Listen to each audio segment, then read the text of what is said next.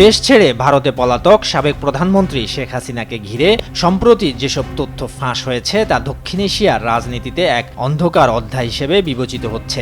একসময় যিনি গণতন্ত্রের রক্ষক এবং বাংলাদেশের অর্থনৈতিক অগ্রগতির রূপকার হিসেবে প্রশংসিত ছিলেন, এখন তিনি দক্ষিণ এশিয়ার সাম্প্রতিক ইতিহাসে অন্যতম নৃশংস দমনপীড়নের সরাসরি নির্দেশদাতা হিসেবে অভিযুক্ত।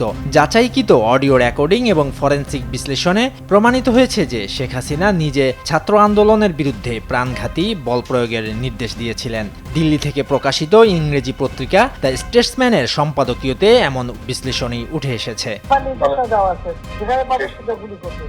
বলা হয়েছে, এই স্বৈরতান্ত্রিক অধপতন হঠাৎ ছিল না। প্রথমে সরকারি চাকরির কোটা ব্যবস্থার বিরুদ্ধে আন্দোলন দিয়ে যে বিক্ষোভ শুরু হয় তা দ্রুতই জাতীয় অভ্যুত্থানের রূপ নেয়, যা বাংলাদেশের শাসন ব্যবস্থার গভীর অসঙ্গতিগুলো উন্মোচন করে দেয়। পরবর্তী দমনপীড়ন কোনো স্থানীয় প্রশাসনের ভুল হিসাব ছিল না, বরং এটি ছিল রাষ্ট্রীয় সহিংসতার একটি সমন্বিত প্রয়োগ। এতে ঢাকা সহ দেশের বিভিন্ন শহরে 1000-এরও বেশি মানুষ নিহত হন।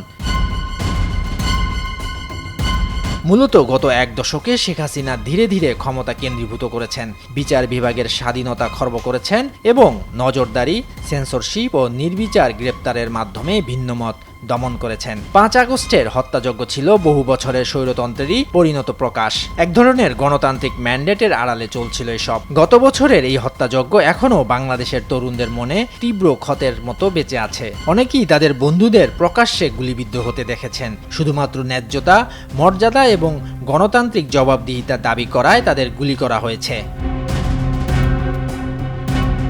কিন্তু যখন এই গোপন রেকর্ডিংগুলো আন্তর্জাতিক মহলে সাড়া ফেলছে, তখনও হাসিনার দল দাবির পক্ষে অটল। তাদের ভাষায় এসব পদক্ষেপ উপযুক্ত ও সৎ নিয়তে নেওয়া হয়েছিল। কিন্তু প্রমাণগুলো ভিন্ন কথা বলছে। সামরিক গ্রেডের অস্ত্র হাতে পুলিশ বাহিনী নিরস্ত্র বিক্ষোভকারীদের উপর আধা ঘন্টারও বেশি সময় ধরে গুলি চালায়। শক্তিশালী প্রতিষ্ঠিত সরকার যদি নিজ দেশের জনগণের উপর এভাবে সহিংসতা চালায়, তাহলে বিশ্ব কি ভূমিকা পালন করবে?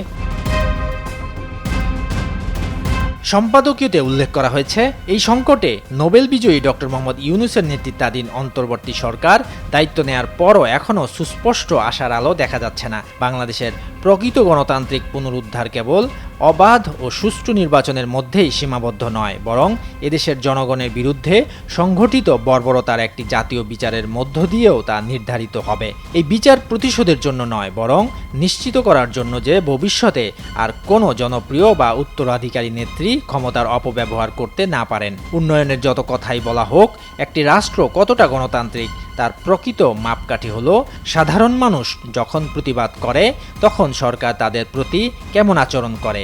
সেই পরীক্ষায় শেখ হাসিনা ভয়াবহভাবে ব্যর্থ হয়েছেন। শরীয়তুল্লাহ, বৈশাখী সংবাদ।